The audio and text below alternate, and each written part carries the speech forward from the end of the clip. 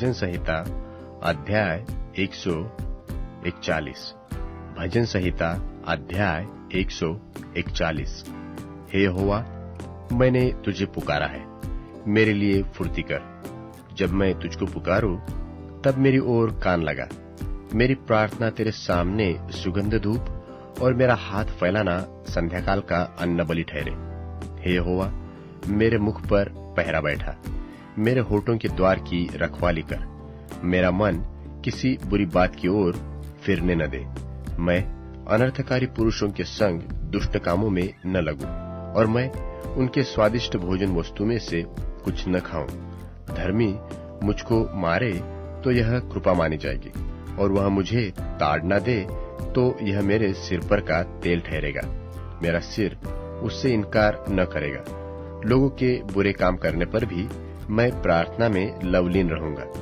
उनके न्याय चट्टान के पास गिराए गए, और उन्होंने मेरे वचन सुन लिए, क्योंकि वे मधुर है। जैसे भूमि में हल चलने से ढेले फूटते हैं, वैसे ही हमारी हड्डियां अधोलोक के मुंह पर छितराई हुई है। परंतु हे यहोवा प्रभु, मेरी आंखें तेरी ही ओर लगी है। मैं तेरा शरणागत हूँ, तू मेरे प्राण जाने न दे। मुझे उस फंदे से जो उन्होंने मेरे लिए लगाया है, और अनर्थकारियों के जाल से मेरी रक्षा कर।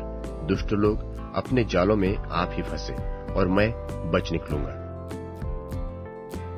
भजन संहिता अध्याय 142। भजन संहिता अध्याय 142। मैं यहोवा की दोहाई देता हूँ, मैं यहोवा से गिड़गिड़ाता हूँ। मैं अपने शोक की बातें उससे खोलकर कहता, मैं अपना संकट उसके आगे प्रकट करता हूँ। जब मेरी आत्मा मेरे भीतर से व्याकुल हो रही थी, तब तू मेरी दशा को जानता था। जिस रास्ते से मैं जाने वाला था, उसी में उन्होंने मेरे लिए फंदा लगाया था। मेरी दाहिनी ओर देख, कोई मुझको नहीं पहचानता। मेरे लिए शरण कहीं नहीं रही, मुझको कोई नहीं पूछता। हे यहोवा, मैंने तेरी दोहाई दी है। मैंने कहा, तू मेरा शरण स्थान है। मेरे जीते जी तू मेरा भाग है। मेरी चिल्लाहट को ध्यान देकर सुन, क्योंकि मेरी बड़ी दुर्दशा हो गई है। जो मेरे पीछे पड़े हैं, उनसे मुझे बचा ले, क्योंकि वे मुझसे अधिक सामर्थ्य है।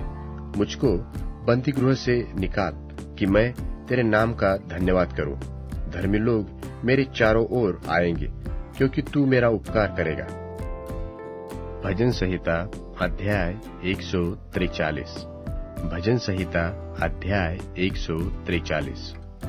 हे यहोवा, मेरी प्रार्थना सुन, मेरे गिड़गिड़ाने की ओर कान लगा। तू जो सच्चा और धर्मी है, सो मेरी सुन ले, और अपने दास से मुकदमा न चला, क्योंकि कोई प्राणी तेरी दृष्टि में निर्दोष नहीं ठहर सकता।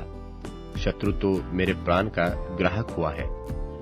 उसने मुझे चूर करके मिट्टी में मिलाया है, और मुझे ढेर दिन के मरे हुओं के समान अंधेरे के स्थान में डाल दिया है। मेरी आत्मा मेरे भीतर से व्याकुल हो रही है, मेरा मन विकल है। मुझे प्राचीन काल के दिन स्मरण आते हैं। मैं तेरे सब अद्भुत कामों पर ध्यान करता हूँ, और तेरे कामों को सोचता हूँ। मैं तेरी ओर अपने हाथ फैलाए हुए हूँ। सूखी भूमि की नाई मैं तेरा प्यासा हूँ। हे यहोवा, फुर्ती करके मेरी सुन ले, क्योंकि मेरे प्राण निकलने ही पर है। मुझसे अपना मुंह न छिपा, ऐसा न हो कि मैं कब्र में पड़े हुओं के समान हो जाऊं। अपनी करुणा की बात मुझे शीघ्र सुना, क्योंकि मैंने तुझी पर भरोसा रखा है। जिस मार्ग से मुझे चलना है, वह मुझको बता दे, क्योंकि मैं अपना मन तेरी ओर लगाता हूँ। हे यहोवा, मुझे शत्रुओं से बचा ले। मैं तेरी ही आड़ में आ छिपा हूँ। मुझको यह सिखा कि मैं तेरी इच्छा क्यों कर पूरी करूं, क्योंकि मेरा परमेश्वर तू ही है। तेरा भला आत्मा मुझको धर्म के मार्ग में ले चले, और हे यहोवा, मुझे अपने नाम के निमित्त जिला। तू जो धर्मी है, मुझको संकट से छुड़ा ले, और करुणा करके मेरे शत्रुओं को सत्यानाश कर, और मेरे सब सताने वालों का नाश कर डाल। क्योंकि मैं तेरा दास हूँ। इब्रानियों के नाम पत्री 3 अध्याय। सो हे पवित्र भाइयों, तुम जो स्वर्गीय बुलाहट में भागी हो, उस प्रेरित और महायाजक यीशु पर, जिसे हम अंगीकार करते हैं, ध्यान करो, जो अपने नियुक्त करने वाले के लिए विश्वास योग्य था, जैसा मूसा भी उसके सारे घर में था। क्योंकि वह मूसा से इतना बढ़कर महिमा के योग्य समझा गया है, जितना कि घर का बनाने वाला घर से बढ़कर आदर रखता है। क्योंकि हर एक घर का कोई न कोई बनाने वाला होता है, पर जिसने सब कुछ बनाया वह परमेश्वर है। मूसा तो उसके सारे घर में सेवक की नाई विश्वास योग्य रहा कि जिन बातों का वर्णन होने वाला था उनकी गवाही दे।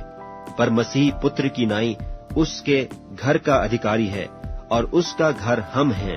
यदि हम साहस पर और अपनी आशा के घमंड पर अंत तक दृढ़ता से स्थिर रहें, सो जैसा पवित्र आत्मा कहता है कि यदि आज तुम उसका शब्द सुनो तो अपने मन को कठोर न करो, जैसा कि क्रोध दिलाने के समय और परीक्षा के दिन जंगल में किया था, जहाँ तुम्हारे बाप दादों ने मुझे जांच कर परखा और 40 वर्ष तक मेरे काम देखे।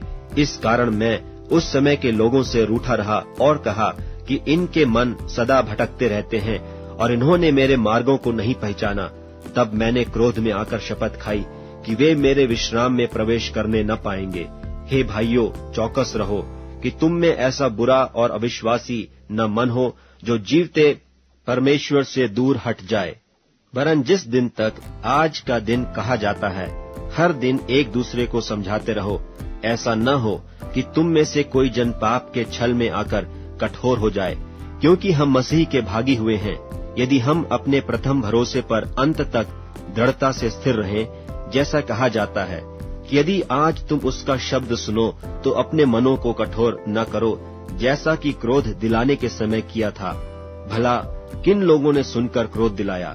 क्या उन सब ने नहीं जो मूसा के द्वारा मिस्र से निकले थे? और वह 40 वर्ष तक किन लोगों से रूठा रहा? क्या उन्हीं से नहीं जिन्होंने पाप किया और उनकी लोथें जंगल में पड़ी रहीं? और उसने किन से शपथ खाई कि तुम मेरे विश्राम में प्रवेश करने न पाओगे? केवल उनसे जिन्होंने आज्ञा न मानी। सो हम देखते हैं कि वे अविश्वास के कारण प्रवेश न कर सके।